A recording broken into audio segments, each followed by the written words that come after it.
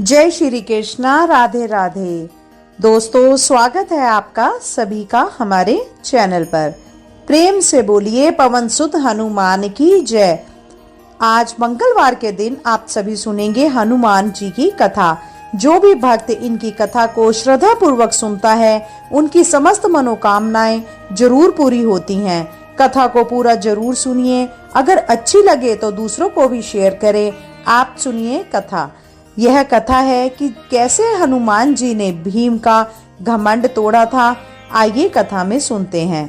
पांडव जब वनवास भोग रहे थे तो उस समय एक दिन द्रौपदी आश्रम में बैठी हुई थी कि तभी एक पुष्प उड़कर उनके पास आ गया। पुष्प की सुगंध द्रौपदी को इतनी पसंद आई कि उन्होंने भीम को बुलाकर इस पुष्प को लगाने के लिए कहा। उनकी इस इच्छा को पूरा करने के लिए भीम पुष्प की खोज में वन की ओर निकल पड़े। पुष्प की खोज करते हुए भीम एक वन के द्वार पर जा पहुँचे। वन में जैसे ही भीम प्रवेश करने का प्रयास किया तो उनकी नजर रास्ते में लेटे वृद्ध वानर पर पड़ी। भीम ने वानर से आग्रह किया कि वे रास्ते से हट जाए, लेकिन वानर ने कोई प्रतिक्रिया नहीं दी। कहते हैं कि भीम ने वानर से पुनः हट जाने को कहा, लेकिन इस बार वानर ने कहा कि वह बहुत कमजोर है, इस उम्र में अब ज्यादा हिल डुल नहीं सकते, इसीलिए लांग कर निकल जाओ। वानर ने इस व्यवहार से भीम को क्रोध आ गया और अपनी शक्तियों के बारे में बताने लगे। भीम ने वानर को अपना परिचय दिया कि वे कुंती पुत्र हैं और पवन उनके पिता हैं, लेकिन यह सब सुनकर भी वानर पर कोई प्रभाव नहीं पड़ा। भीम का क्रोध बढ़ने लगा। उन्होंने वानर से कहा, अधिक क्रोध ना दिलाइए, नहीं तो उनको इसका गंभीर परिणाम भोगना पड़ेगा। इस पर भी वानर ने कुछ भी नहीं कहा, बल्कि पहले तो कुछ देर वह मौन साधे रहे। बाद में उन्होंने भीम से कहा कि यदि वह अधिक शीघ्रता में है तो वह उनकी पूंछ उठाकर जा सकते हैं। भीम गुस्से में आकर वानर की पूंछ हटाने की कोशिश करने लगा, लेकिन वे इसे हिला भी नहीं पाए। इससे भीम को लगा कि यह कोई साधारण वानर नहीं है। भीम हाथ जोड़कर खड़े हो गए और वानर से परिचय पूछा। तब वानर ने भीम को बतलाया कि वह कोई और नहीं बल्कि हनुमान जी हैं। तब भीम ने पवन सुत से कहा कि आखिर उन्होंने रास्ता क्यों रोका। तब हनुमान जी ने भीम को बतलाया कि आगे विशेष वन है, यह रास्ता देवताओं का है और यह मनुष्य के लिए सुरक्षित नहीं है, इसीलिए उन्हें तुम्हारी रक्षा के लिए आना पड़ा। इसके बाद भीम को हनुमान जी ने उस पुष्प के बारे में बताया कि वे जिस पुष्प की तलाश में हैं, वह कहाँ से मिल सकता है। जैसे ही भीम ने वह पुष्प लिया, हनुमान जी ने कहा कि अब वह जा सकते हैं। पुष्प लेकर जाते समय भीम ने हनुमान जी से कहा कि वह उनके विराट स्वरूप के दर्शन करना चाहते हैं। इस पर हनुमान जी ने विराट रूप धारण किया और भीम को दर्शन दिए, साथ ही उन्हें गले से लगाया। कहते हैं कि हनुमान जी के गले लगाने से भीम की शक्ति और बढ़ गई। इसके बाद ही हनुमान जी ने भीम को महाभारत के युद्ध में विजय श्री का भी आशीर्वाद दिया था। प्रेम से बोलो पवन सुत हनुमान जी की जय। अब आप सुनेंगे माता सीता ने जब आमंत्रित किया था भोजन के लिए हनुमान जी को, तब क्या हुआ था। कथा में सुनिए। यह घटना उस समय की है जब श्री राम और देवी सीता वनवास की अवधि अयोध्या लौट चुके थे और अन्य सब लोग तो श्री राम के राज्याभिषेक के उपरांत अपने अपने राज्य को लौट गए, किंतु हनुमान जी ने श्री राम के चरणों में रहने को ही अपना जीवन का लक्ष्य माना। एक दिन देवी सीता के मन में आया कि हनुमान जी ने लंका में आकर मुझे खोज निकाला और फिर युद्ध में भी श्री राम को अनुपम सहायता करी। आप भी अपने घर से दूर रहकर हमारी सेवा करते हैं, तो मुझे भी उनके सम्मान में कुछ करना चाहिए। यह विचार कर उन्होंने हनुमान जी को अपनी रसोई से भोजन के लिए आमंत्रित कर डाला। माता सीता ने सोचा कि वह स्वयं भोजन बनाकर अपने पुत्र हनुमान जी को खिलाएंगी और यही सोचकर माता सुबह से रसोई में व्यस्त हैं। इस प्रकार से हनुमान जी की पसंद के भोजन पकाए जा रहे हैं। एक थाल में मोतीचूर के लड्डू सजे थे तो दूसरे में जलेबियां, पूरी और कचौरी और बूंदी भी पकाए गए थे। आज तो किसी को भोजन की आज्ञा नहीं। अब तक कि हनुमान खाना ले, प्रभु राम, लक्ष्मण, भरत और शत्रुघ्न सभी प्रतीक्षा में हैं कि कब हनुमान जी भोजन के लिए आए और कब हमारे भी पेट पूजा हो। दोपहर हुई। आमंत्रण के समय अनुसार पवन पुत्र का आगमन हुआ। बड़े शोक से आकर माता की चरण वंदना करी और अनुमति पाकर आसन पर विराजी माँ परोसने लगी और पुत्र खाने लगा। लाओ माता लाओ, पूरी 2 कचोरी 2 लड्डू मांग मांग कर खा रहे हैं और माता रीछ कर खिला रही हैं। थाल के थाल सफा चट होते जा रहे हैं, पर हनुमान जी की तो तृप्ति ही नहीं हुई। माता ने जितना पकाया था सब समाप्त हुआ, किंतु अभी भी पेट कहाँ भरा। अब तो माता सीता पुनः भागी रसोई की ओर और पुनः चूल्हा जलाया और भोजन पकाना आरंभ किया। उधर हनुमान जी पुकार रहे हैं, माता बहुत स्वादिष्ट भोजन है और दीजिए, अभी पेट नहीं भरा। माता पकाती जा रही हैं, हनुमान जी खाते जा रहे हैं। इस तरह से करते करते भंडारे का सारा अन्न समाप्त हो गया। अब तो माता धर्म संकट में पड़ गई कि अब क्या करें। अब माता भागी गई और श्री राम की से सहायता मांगने लगी और कहने लगी, प्रभु आप मुझे कुछ कीजिए और भंडार के प्रबंध कीजिए। यह हनुमान जी तो सब चट कर गए हैं। श्री राम जी सुनकर हंस दिए और बोले, सीते तुमने मेरे भक्त को अब तक नहीं पहचाना। उसका पेट इन सब से नहीं भरने वाला, उसे तो कुछ और चाहिए। देवी ने पूछा, क्या चाहिए? जो मेरे हनुमान जी लल्ला को तृप्ति देगी। राम जी बोले, चलो मेरे संग। राम जी माता सीता को मंदिर में ले गए। वहाँ पर तुलसी माँ विराजित थी। एक पत्ता हाथ में लिया, आंख बंद करके उसमें से अपने स्नेह, अपने आशीष, अपनी कृपा का समावेश किया। देवी को पकड़ा दिया। जाओ देवी जाओ, अपने पुत्र को संतुष्ट करो। माता भी समझ चुकी अब तो अपने पुत्र की इच्छा को, और फिर स्वयं माता मुस्कुराती हुई रसोई की ओर गई और बोली, पुत्र हाथ बढ़ाओ और वह ग्रहण करो। जिसकी इच्छा मन में किए तुम मेरा पूरा भंडार निपटा गए। हनुमान जी ने हाथ बढ़ाया और आमंत्रित तुलसी दल ग्रहण किया। मुख में रखते ही चित्त प्रसन्न और आत्मा तृप्त। आसन से उठ खड़े हुए। माँ आनंद आ गया, आपने पहले ही दे दिया होता तो इतना परिश्रम ना करना होता। अब तो हनुमान जी की बातें सुन माता भी हंस पड़ी और बोली, पुत्र तुम्हारी महिमा केवल तुम्हारे प्रभु जानते हैं। वो भगवान और तुम उनके भक्त। मैं माता तो बीच में यूं ही आ गई। हनुमान जी ने चरणों में प्रणाम किया और बोले, माँ आप बीच में हो तो ही प्रसाद मिला है। हनुमान जी की ऐसे वचन सुनकर माता की आंखों से आंसू चमक गए और मुंह से अपार आशीष अपने लल्ला के लिए निकली। तो सभी प्रेम से बोलिए, सीता राम की जय, पवन सुत हनुमान की जय। चलिए श्रोताओं, अब सुनते हैं कार्तिक मास में सुनी जाने वाली लप्सी और तपसी की कहानी। प्राचीन समय की बात है। एक गांव में एक लप्सी रहता था और एक तपसी रहता था।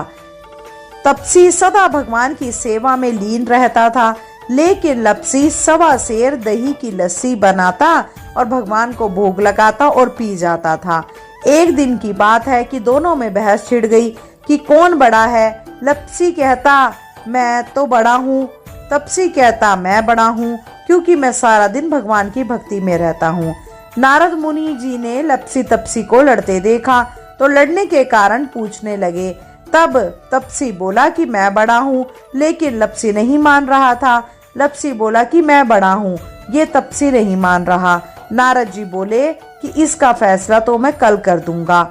अगले दिन तपसी रोज की तरह सुबह स्नान कर लौट रहा था तो नारद जी ने उसके आगे 1.25 करोड़ की अंगूठी फेंक दी। तपसी ने इधर उधर देखा और वह अंगूठी उठाकर फिर तपस्या करने बैठ गया। लप्सी फिर रोज की तरह आया और 1.25 सेर दही की लस्सी बनाई, उसे लोटे में घुमाया और भोग लगाकर पी गया। तभी नारद जी आए और उन्होंने कहा कि लप्सी बड़ा है। तपसी ने इसका कारण पूछा तो नारद जी कहने लगे कि तेरे गोडे के नीचे 1.25 करोड़ की अंगूठी पड़ी है, तूने इसे चुराया है, जिससे तेरी तपस्या भंग हो गई है। तपसी हाथ जोड़कर नारद जी के सामने खड़ा हो गया और बोला कि मेरी तपस्या का फल किस प्रकार मुझे मिल सकता है। नारद जी कहने लगे कि तेरी तपस्या का फल कार्तिक नहाने वाली ही दे सकती है। नारद जी फिर से कहने लगे कि कार्तिक माह की कहानी सुनने के बाद जो तेरी कहानी नहीं सुनेगा या कहेगा उसे कार्तिक स्नान का फल खत्म हो जाएगा। बोलो विष्णु भगवान की जय, माता लक्ष्मी की जय। श्रोताओं, अब सुनते हैं कार्तिक महात्म्य में सुनी जाने वाली कार्तिक की कहानी। कार्तिक मास का आज लिखूं 14वां अध्याय। श्री हरि कृपा करें, श्रद्धा प्रेम बढ़ाएं। तब उसको इस प्रकार धर्म पूर्वक राज्य करते हुए देख देवता शुद्ध हो गए। उन्होंने देवाधिदेव शंकर का मन में स्मरण करना आरंभ किया। तब भक्तों की कामना पूर्ण करने वाले शंकर ने नारद जी को बुलाकर देव कार्य की इच्छा से उनको वहां भेजा। शुंभ भक्त नारद शिव की आज्ञा से देवपुरी में गए। इंद्र आदि सभी देवता व्याकुल हो शीघ्रता से उठ नारद जी को उत्कंठा भरी दृष्टि से देखने लगे। आपने सब दुखों को कहकर उन्हें नष्ट करने की प्रार्थना की। तब नारद जी ने कहा, मैं सब कुछ जानता हूँ, इसीलिए अब मैं दैत्यराज जलंधर के पास जा रहा हूँ। ऐसा कह नारद जी देवताओं को आश्वासित कर जलंधर की सभा में आए। जलंधर ने नारद जी के चरणों की पूजा कर हंसते हुए कहा, हे ब्राह्मण, कहिए आप कहाँ से आ रहे हैं, यहाँ कैसे आए हैं? मेरे योग्य जो सेवा हो उसकी आज्ञा दीजिए। नारद जी प्रसन्न होकर बोले, हे महाबुद्धिमान जलंधर, तुम धन्य हो। मैं स्वेच्छा से कैलाश पर्वत पर गया था, जहाँ 10,000 योजनाओं में कल्पवृक्ष का वन है। वहाँ मैंने सैकड़ों कामधेनुओं को विचरते हुए देखा तथा यह भी देखा कि वह चिंतामणि से प्रकाशित परम दिव्य अद्भुत और सब कुछ सुवर्णमय है। मैंने वहां पार्वती के साथ स्थित शंकर जी को भी देखा, जो सुवांग सुंदर गौरवर्ण त्रिनेत्र और मस्तक पर चंद्रमा धारण किए हुए हैं। उन्हें देखकर मुझे बड़ा आश्चर्य हुआ कि इनके समान समृद्धिशाली त्रिलोकी में कोई है या नहीं। हे दैत्येंद्र, उसी समय मुझे तुम्हारी समृद्धि का स्मरण हो आया और उसे देखने की इच्छा से ही मैं तुम्हारे पास चला आया हूँ। यह सुन जलंधर को बड़ा हर्ष हुआ। उसने नारद जी को अपनी सब समृद्धि दिखला दी। उसे देख नारद ने जलंधर की बड़ी प्रशंसा की और कहा कि निश्चय ही तुम त्रिलोकीपति होने के योग्य थे। ब्रह्मा जी का हंस युग विमान तुम ले आए हो और द्व्योतलोक, पाताल और पृथ्वी पर जितने भी रत्नादि हैं सब तुम्हारे ही तो हैं। ऐरावत, उच्चेश्वर, घोड़ा, कल्पवृक्ष और कुबेर की निधि भी तुम्हारे पास है। मणियों और रत्नों के ढेर भी तुम्हारे पास लगे हुए हैं। इससे मैं बड़ा प्रसन्न हूँ, परंतु तुम्हारे पास कोई स्त्री रत्न नहीं है। उसके बिना तुम्हारा यह सब फीका है। तुम किसी स्त्री रत्न को ग्रहण करो। नारद जी के ऐसे वचन सुनकर दैत्यराज कामना से व्याकुल हो गया। उसने नारद जी को प्रणाम कर पूछा कि ऐसी स्त्री कहाँ मिलेगी जो सब रत्नों में श्रेष्ठ हो। नारद जी ने कहा, ऐसा रत्न तो कैलाश पर्वत में योगी शंकर के पास ही है। उनकी सुवर्ग सुंदरी पत्नी देवी पार्वती बहुत ही मनोहर है। उनके समान सुंदरी मैं कोई और नहीं देखता। उनके उस रत्न की उपमा तीनों लोकों में कहीं नहीं है। देवर्षि उस दैत्य से ऐसा कहकर देव कार्य करने की इच्छा से आकाश मार्ग से चले गए। बड़े प्रेम और श्रद्धा भाव से बोलिए विष्णु भगवान की जय, तुलसी माता की जय। चलिए श्रोताओं, अब आरंभ करते हैं तुलसी माता की आरती। तुलसी महारानी नमो नमो, हरि की पटरानी नमो नमो। धन तुलसी पूर्ण तप कीनो, शालीग्राम बनी पटरानी। जाके पत्र मंजरी कोमल, श्रीपति कमल चरण लपटानी। तुलसी महारानी नमो नमो, हरि की पटरानी नमो नमो। धूप दीप नैवेद्य आरती, पुष्पन की वर्षा बरसानी। 56 भोग 36 व्यंजन, बिन तुलसी हरि एक न मानी। तुलसी महारानी नमो नमो, हरि की पटरानी नमो नमो। सभी सखी मैया तेरो यश गावे, भक्ति दान दीजे महारानी। नमो नमो तुलसी महारानी, तुलसी महारानी नमो नमो। तुलसी महारानी नमो नमो, हरि की पटरानी नमो नमो। बोलिए विष्णु भगवान की जय, तुलसी माता की जय। दोस्तों आज के लिए इतना ही। कल फिर मिलते हैं एक नए अध्याय के साथ। जब तक के लिए धन्यवाद। अगर आपको यह वीडियो अच्छी लगी हो तो कृपया करके वीडियो को लाइक करें, शेयर करें और अगर चैनल पे नए हैं तो सब्सक्राइब अवश्य करें। जय श्री कृष्णा, राधे राधे।